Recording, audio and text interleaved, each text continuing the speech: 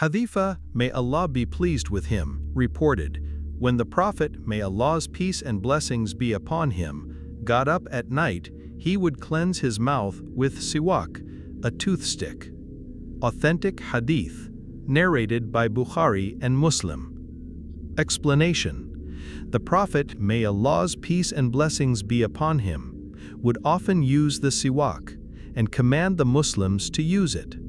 This practice was confirmed at certain times, like getting up during the night, as he, may Allah's peace and blessings be upon him, would brush and cleanse his mouth with the siwak. Benefits from the Hadith. The Hadith affirms that using the siwak is prescribed under the Sharia after sleeping at night, as sleep entails a change to the odor of the mouth, and the siwak is a means of cleaning.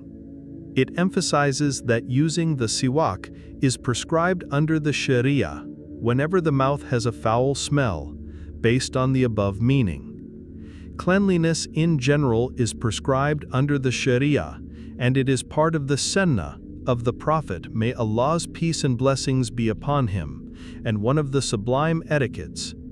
The siwak is used for the whole mouth, including the teeth, the gums, and the tongue. The siwak is a stick cut from the arak tree or other trees. It is used to clean the mouth and teeth, freshen the mouth, and remove bad odors.